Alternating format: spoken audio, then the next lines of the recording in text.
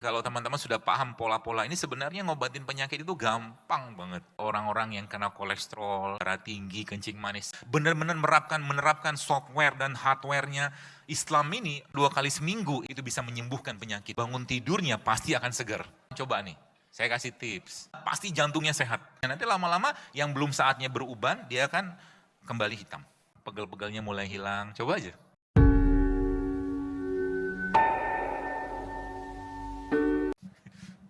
Alhamdulillah saya tadi pagi belum makan, jadi aman.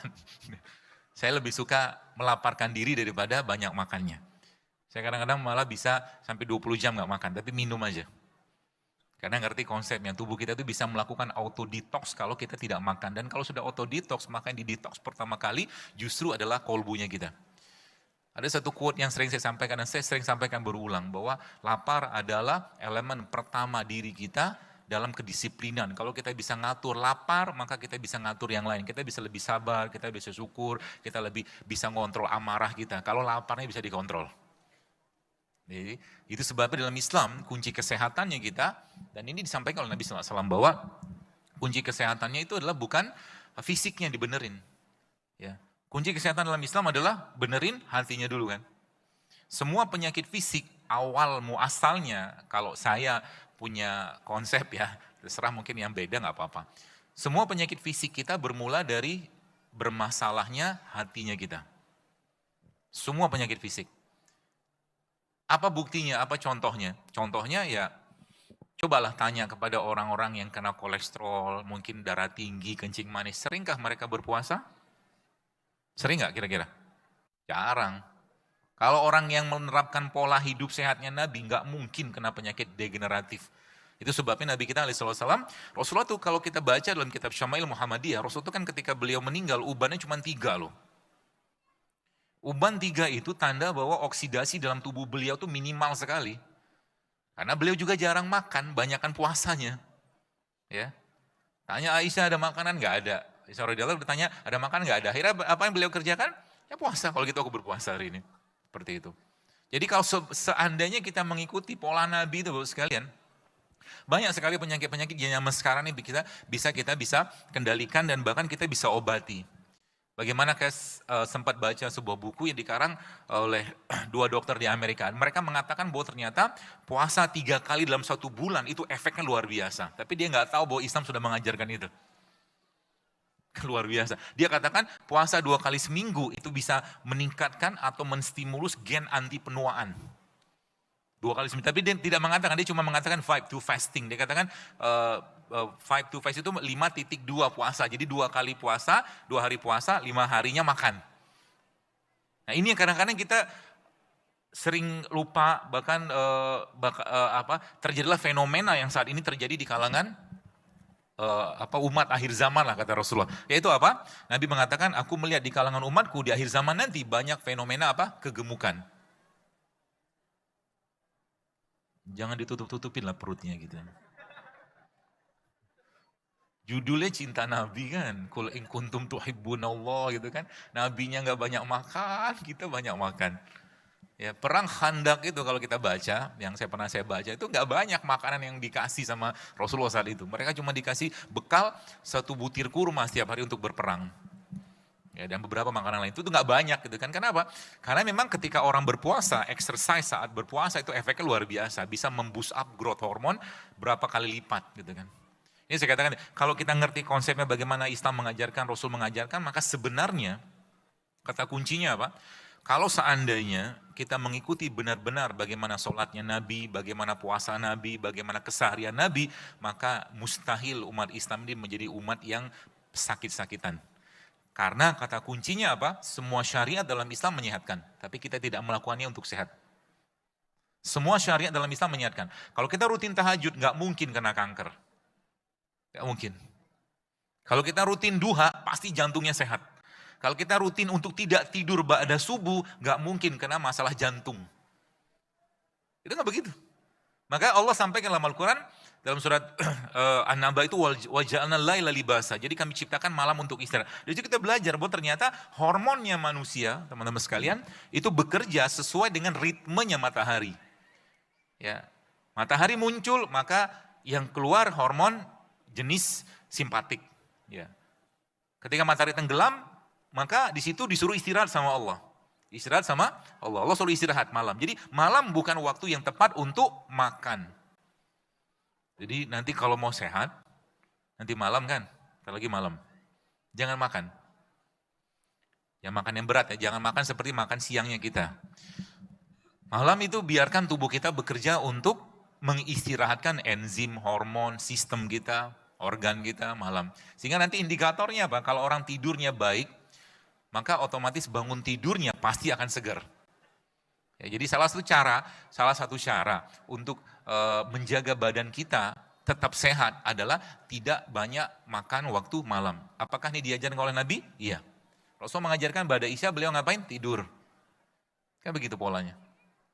Terus malam nanti bangun. Jadi kalau coba gini, nanti teman-teman cobain deh. Kalau Anda makan habis Isya atau mungkin maghrib lah makan agak banyak gitu kan, tuh bangun malamnya berat. Apalagi yang dimakan yang rombongan-rombongan itu tuh. Sudah tahu lah ya. Si goreng, sate, cilok, cireng, seblak, gorengan gitu lah. Ya. Dan kalau dimakan kayak begitu maka malamnya akan berat bangunnya. Ya. Maka nanti kalau teman-teman sudah paham pola-pola ini sebenarnya ngobatin penyakit itu gampang banget.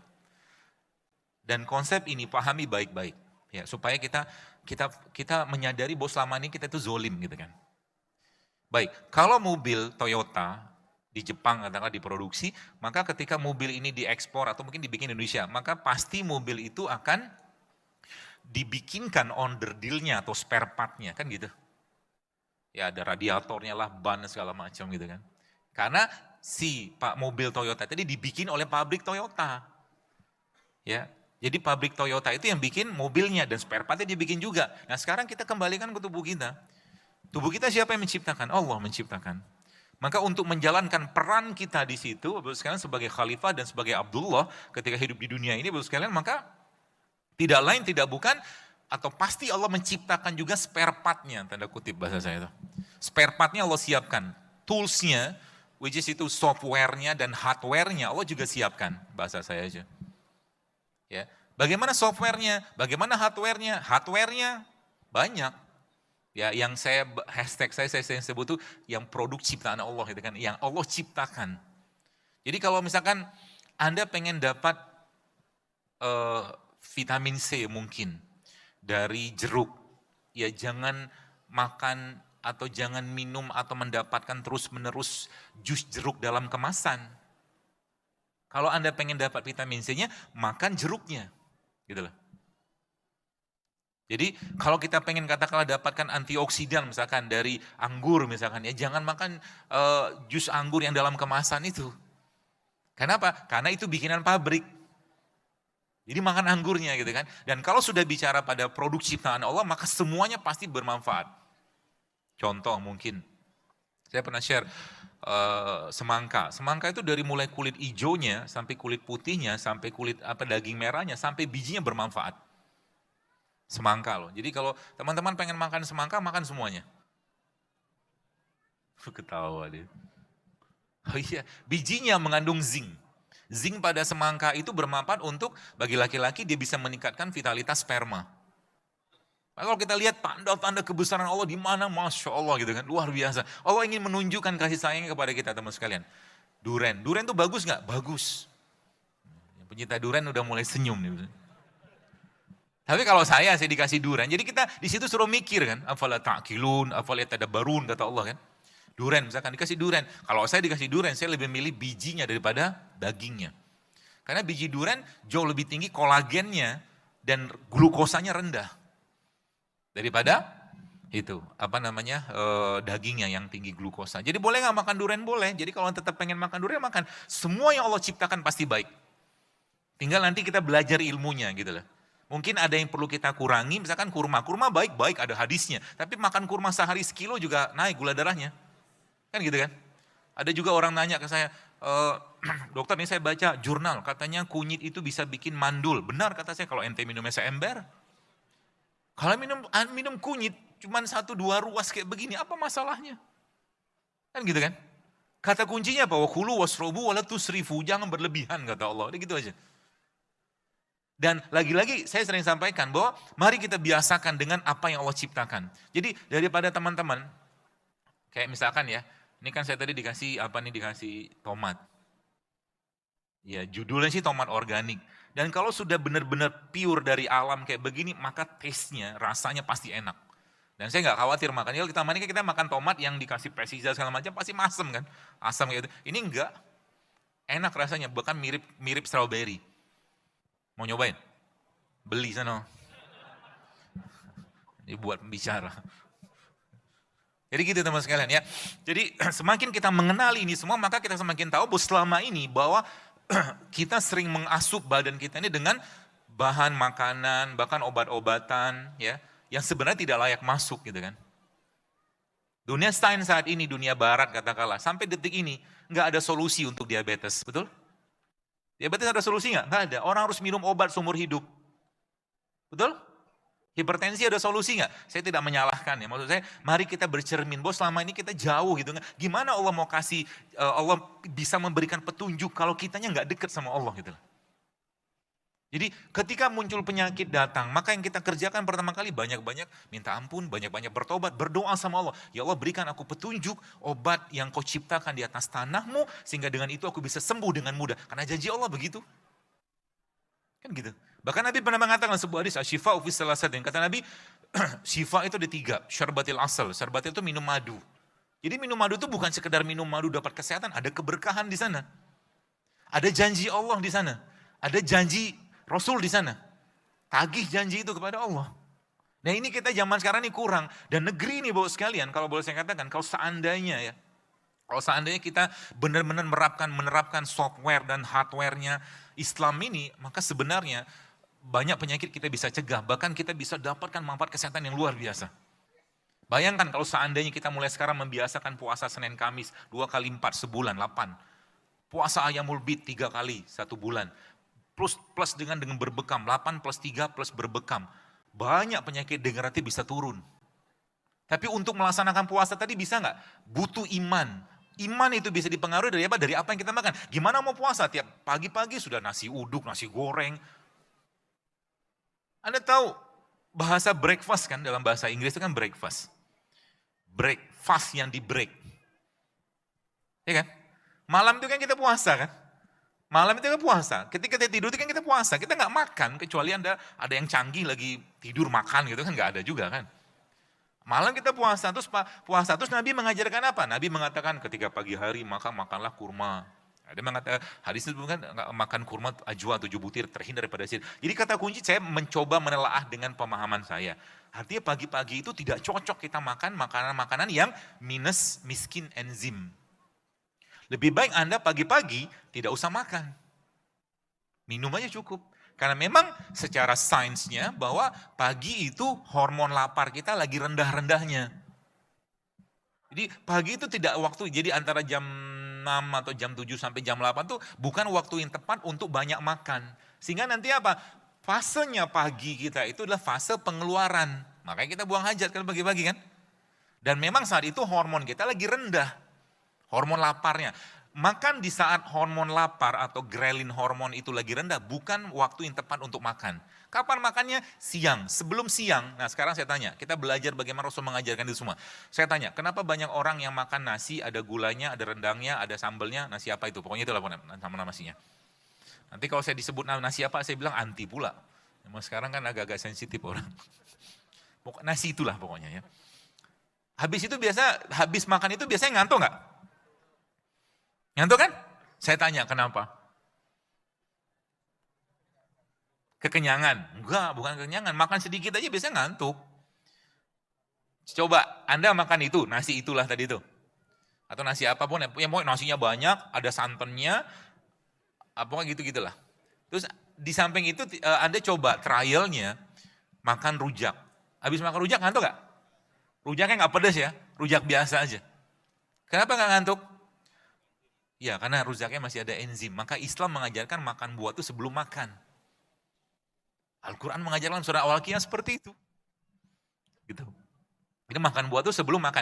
Dan pagi-pagi kan waktu ya. Jadi ketika ngantuk maka tubuh minta istirahat. Ketika ngantuk tubuh minta istirahat untuk renewing. refreshing lagi enzim. Maka siang jam 12 atau antara jam 12, 1, 2, 3, 4, antara jam 12 sampai jam 4 itu waktu tertingginya hormon lapar kita. Ini yang saya lagi share di IG tapi belum selesai, yang fase 2. Yang di mainnya itu. Yang belum selesai. Ya, ini saya cerita sekarang nih. Jadi fase 2 itu adalah fase kita makan. Jadi maka menu Mediterranean biasanya mereka makannya itu sekali sehari dan siang biasanya. Kenapa? Karena saat itu hormon lapar kita lagi tinggi-tingginya. Supaya tubuh kita siap menerima makanan, maka Rasulullah SAW mengajarkan kepada kita ngapain dulu? Tidur. Ya kan? Qailullah kan? Tidur untuk apa fungsinya? Istirahat. Istirahat apa? Enzim diistirahatkan, hormon diistirahatkan, organ kita supaya siap menerima makanan. Gitu loh. Ketika makan apa yang dimakan pertama kali? Buah dulu kan gitu.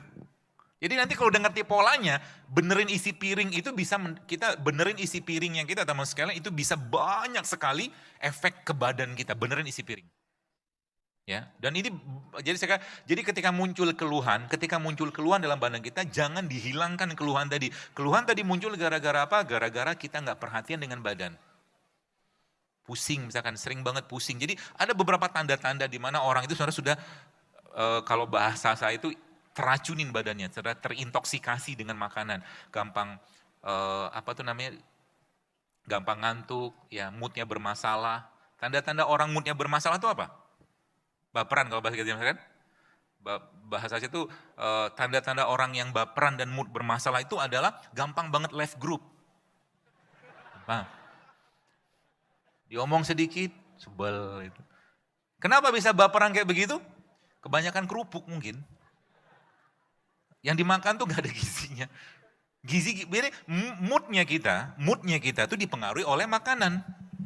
Maka ada istilah kan, good food is good mood, kan gitu. Moodnya dapat dari mana? Dari prebiotik, dari probiotik, kemudian dari enzim. Ya, pagi-pagi. Nah besok ini kan hari apa nih Aris? Hari Sabtu ya. Ahad nanti besok Anda sarapannya diubah. Mau? Sudah saatnya Anda mengucapkan selamat tinggal kepada abang bubur ayam. Sudah 20 menit terakhir. Pagi besok sarapannya sandwich. Keren. Sandwichnya tapi ala-ala saya. Jadi teman-teman beli tempe. Tempenya dipotong slice tipis gitu kan, segini lah kurang lebih. Lalu tempe tadi dibikin 2 potong, 2 slice. Tengahnya dikasih kurma. Enak banget. Speechless kalau bahasa saya. Bahasa kerennya speechless. Jadi itu sandwich. Kenapa tempe? Karena tempe probiotik. Kurma prebiotik. Prebiotik ketemu probiotik, ajib, luar biasa manfaatnya. Dan tidak perlu banyak-banyak makan. Pagi-pagi itu saya katakan nggak perlu banyak-banyak makan. Cukup itu aja udah cukup sebenarnya. Kita nunggu siang nanti baru makan. Nanti akhirnya apa? Ketika misalkan kebutuhan kalori kita satu hari sekitar 2000 sampai 2200 kilokalori ya. Manusia dewasa normal. Kita kurangi. Jadi makan itu Nabi mengajarkan apa? Nabi mengajarkan sepertiga makan, sepertiga minum, sepertiga udara.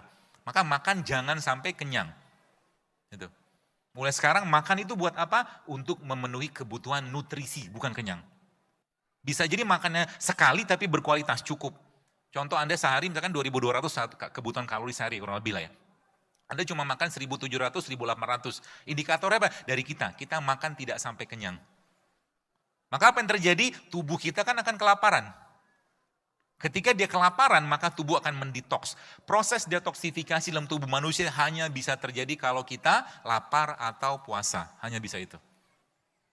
Apa yang terjadi nanti lama-lama kalau belum waktunya ubannya akan bisa kembali putih. Hitam. Ngecek, masih connect gak? Ya. Jadi kalau sudah biasa untuk makan makanan yang tinggi antioksidannya, nanti lama-lama yang belum saatnya beruban, dia akan kembali hitam. Bisa. Ini saya cerita sedikit, ada salah satu pasien jamaah saya juga, dia perempuan umur 43 tahun, dia kena autoimun, 43 tahun wanita, dan 43 tahun dia sudah menopause, harusnya kan belum. 43 tahun. Kemudian sempat ketemu dan konsul lah sama saya waktu itu, dan Masya Allah ada saya coba kasih saran ini itu segala macam, itu dia sudah 5 tahun gak mens loh. Subhanallah, kuasa Allah akhirnya dalam 3 bulan dia perbaiki, isi piringnya diperbaiki, dia ada minumlah beberapa herbal sederhana sebenarnya. Ya. Subhanallah 3 bulan dia bisa mens kembali. Kan bisa balik, tubuh kita tuh bisa balik. Ya. Ya, bisa balik, reverse lagi kalau seandainya apa? Asupannya benar. Ya, asupannya benar. Semakin fresh, semakin baik makanan yang kita makan dan semakin alami dia, maka semakin baik. Jadi saran saya, ya pagi-pagi itu mulai pagi lah misalkan ya. Kenapa pagi? Karena pagi itu sering banget orang makan kayak makan siang. Betul? Nasi goreng lah, nasi uduk segala macam. Pagi-pagi coba makan seperti makannya khalifah, buah gitu kan. Khalifah tuh nggak makan cireng, cilok, seblak gitu, nggak dimakan sama khalifah. Gagah gitu kan khalifah gitu kan, Abdullah gitu kan. Sosok yang perkasa gitu kan. Pasti makan juga baik gitu kan. Akhirnya apa? Ketahuan nanti. Ya orang yang makannya baik pasti wajahnya glowing. Pasti glowing. Glowing itu karena ada lampu. Ya tapi intinya semakin banyak antioksidan yang kita makan, maka dia akan semakin berperan sebagai radikal scavengernya. Dia menangkap radikal-radikal bebas dalam badan kita. Dan itu didapatkan dari mana? Ya kayak beginilah sebenarnya. Ya, tomat mungkin ada, apalagi Indonesia kita dijajah Belanda selama berapa 350 tahun kan. Belanja jajah kita karena apa? Rempah. Sayangnya penduduk negeri ini sekarang gitu ya, banyak nggak tahu, lebih senang dengan minuman kemasan daripada air kunyit, air kencur segala. Tapi makanya saya agak kesel kalau ada orang tanya, "Dok, maaf amankah minum kunyit?" Tapi dia nggak tanya, aman nggak minum antibiotik? Sekarang saya tanya, yang ciptakan kunyit siapa? Allah. Allah lebih tahu kebutuhan kita. Yang bikin antibiotik siapa? Pabrik. Gitu kan? Maka semua kebutuhan kita sebagai manusia, saya bukan mengatakan saya nggak suka dengan anti dengan pengobatan konvensional, bukan. Saya katakan mari kita tempatkan pada porsi yang benar gitu loh. Jangan berlebihan. Ini batuk pilek sedikit kita lupa, ada jahe, ada kapulaga, ada cengkeh, ada bunga lawang, itu kan obat semua. Dan sains menjelaskan tentang itu gitu loh. Ya makanya saya katakan mari fafiru ilallah, kembali pada Allah. Kita ini ciptaannya Allah, maka Allah memberikan toolsnya kepada kita dari apa yang diciptakan di atas tanahnya. Softwarenya apa? Softwarenya puasa, sholat, sodako, kan itu softwarenya. Maka puasa, salah satunya ikonnya kita itu adalah salah satu bentuk detoksifikasi terbaik. Luar biasa hikmahnya ketika Nabi SAW mengatakan berpuasa 13, 14, 15 itu kan. Salah satu nasihatnya Nabi. Ya, kemudian dilanjutkan. Kenapa kok dilanjutkan sampai tanggal Nabi katakan 17-nya berpuasa atau 19 berbekam atau 21 berbekam? Pasti ada hikmah di situ. Maka ada hadisnya Nabi mengatakan berbekam pada tanggal 17 atau 19 atau 21 itu bisa menyembuhkan penyakit. Kata Nabi begitu. Dan sebelumnya badan kita didetoks dengan puasa. Gitu loh. Ya, jadi teman-teman sekalian, Islam ini agama yang sempurna dan paripurna. Jadi kalau ada orang mengatakan penyakit ini nggak bisa sembuh, mari kita tanya sama yang bikin kita, yang ciptakan kita. Dan minta sama Allah, ya Allah sembuhkan penyakitku ini dengan semudah-mudahnya. Nanti Allah kasih petunjuk, tiba-tiba minum daun ini sembuh. Kuasa Allah. Caranya gimana? Kita menyadari bahwa kita zolim dengan badan kita selama ini. Ya. Dan Nabi sudah mencontohkan itu semua, meskipun tidak secara detail gitu kan. Kalau orang tanya, zaman Nabi kan nggak ada infus water, kata siapa nggak ada? Air Nabi itu kan infus water, iya kan? Saya ada lihat screenshot teman ngirim ke saya, dia cerita ada seorang jamaah nanya ke ustadznya, ini mengada-ngada banget, dia bilang zaman Nabi nggak ada tuh infus water. Itu air kurma kan infus water. Di sana adanya kurma, nggak ada kencur, ya kan? Allah menciptakan tumbuhan-tumbuhan tadi, setiap tempat tuh beda. Tapi niatnya apa? Niatnya kita ingin mencontoh sehatnya Nabi. Itu aja sebenarnya. Ya, bagaimana sosok Nabi yang paripurna sehatnya. Ya. Nah, sekarang kita pengen contoh itu dengan cara apa? Ya kalau nggak ada kurma pakai apa yang ada. Tapi niat utamanya adalah bagaimana kesehatan yang kita dapatkan itu bisa mendekatkan kita kepada Allah dan semakin banyak ibadah yang kita lakukan. Masa depan kesehatan kita teman sekalian saat ini ditentukan oleh apa yang kita makan. Salah satunya sih. Jadi kalau Anda nanti mau bersiap menikah mungkin atau mau cerita tentang bagaimana kira-kira kehidupan kesehatan kita atau Anda mungkin 5-10 tahun ke depan, lihat apa isi piringnya. lihat apa isi piringnya. Tiap hari misalkan kalori berlebihan, minyak berlebihan, gula berlebihan, semua tepung dimakan tiap hari. Ya boro-boro mau sehat kayak begitu. Nggak serius kalau saya bilang. Healthy atau Islamic healthy lifestyle kayak begini bukan tren, tapi ini bagian dari ketaatan kita. Kalau kita menjadikan ini sebagai niatan kepada Allah untuk bisa beribadah lebih baik, maka itu dapat pahala. Sekarang makannya misalkan ya, makan isi piringnya ya begitu-gitu terus gitu kan. Daftar haji yang sekarang haji 10-15 tahun. Ketika hajinya sudah sampai jatahnya dia ternyata gagal ginjal, coba. Banyak case kayak begitu. Banyak sekali. Gara-gara mau disesalin nggak bisa, akhirnya sama pas ya dapat sih niat haji tapi kan nyesek banget gitu loh. Gara-gara sesuatu yang kita bisa kontrol. Hidup sehat itu kayak gini loh. Kalau teman-teman sekalian, Bapak Ibu sekalian punya mobil mewah, mobil bagus, tidak mungkin kita isi dengan premium, kan gitu. Pasti kita isi dengan Pertamax yang 98 lah gitu Indonesia gitu kan. Sayangnya kita baru saja saya ngomong almond, walnut, pistachio langsung ngomong mahal. Ada banyak atau orang lupa bahwa sedekah itu yang tidak kalah pentingnya adalah sedekah buat diri kita sendiri. Maka ketika kita hidup sehat sebenarnya kita sedang bersedekah yang terbaik untuk badan kita. Upayakan. Ya, minta sama Allah, ya Allah murahkan almond untukku sehingga aku bisa bersedekah almond. Bukan lagi minum almond, sedekah almond. Kan bisa gitu kan? Udah kalau Allah mau. Ya kalau kita juga berdoa kepada Allah seperti itu. Ya. Jadi ketika kita betul-betul mengikuti pola-pola yang Nabi dan sekarang, maka sebenarnya akan banyak hal-hal yang kita bisa cegah. Tips terakhirnya sebelum mungkin tanya jawab, saya cuma berpesan, coba deh challenge yourself, tantang diri Anda. Selama seminggu ke depan, teman-teman siap nggak untuk mengubah pola makannya? Langsung terduduk dan terdiam gitu. Siapa? Orang yang nggak maksain tahajud sampai mati juga nggak bisa tahajud. Orang yang nggak maksain hidup sehat sampai mati pun nggak bakal bisa hidup sehat. Dan jangan sampai nanti akhir kehidupan kita, masa tua nanti cuma nabung penyakit yang nyusahin keluarga. Ngapain kayak begitu? Ya nanti seminggu ke depan coba nih, saya kasih tips. Kalau mau nggak? Allah saksinya ya. Dalam rangka apa? Dalam rangka bisa beribadah lebih baik, kan gitu. Seminggu ke depan tidak ada lagi makanan berbasiskan tepung yang Anda makan. Sudah mulai sedih? Semua jenis tepung-tepungan seminggu aja, nggak usah makan. Ya. Yang pertama, yang kedua, semua makanan minuman yang mengandung gula, pasir. Sudah mulai sedih? Makin sedih? Yang kedua. Yang ketiga, seminggu ke depan, kalau bisa, tapi kalau nggak bisa sih nggak apa-apa. Tapi kalau bisa, teman-teman stop makan nasi putih. Mulai terduduk dan terdiam. Tapi kalau memang pengen tetap makan nasi putih, nggak apa-apa. Saya kasih dispensasi. Nasi putihnya 1 sendok makan. Kalau saya sih begitu.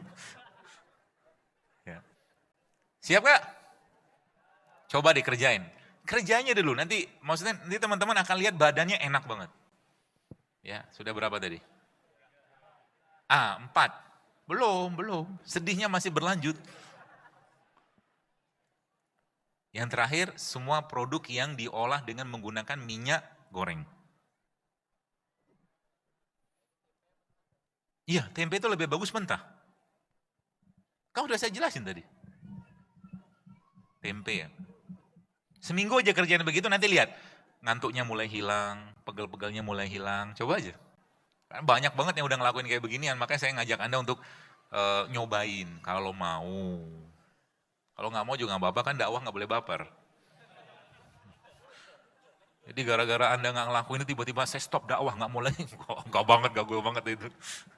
Terserah, karena kita akan bertanggung jawab dengan Allah nanti badannya kan. Sudah aku ciptakan ini itu sama Allah kan, tapi masih zolim, urusan masing-masing. Itu ya, seminggu aja. Nanti pulang ini kan, sekarang jam 5 nih. Kalau mau makan sekarang, sebelum matahari tenggelam. Yang dimakan apa? Buah. Nanti kalau udah kayak begini teman sekalian, abang-abang gorengan sudah mulai melihat pasar terbuka. Ketika banyak udah mulai insaf kan, dia mulai berubah menjadi dagang buah potong. Ya kan?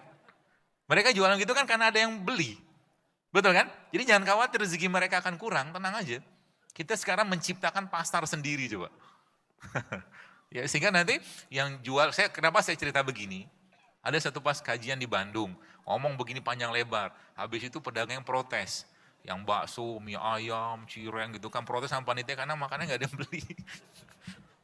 Tapi depan makanan jangan bahas ya. Jadi kalau tetap pengen, depan makanan pengen makan, makan aja.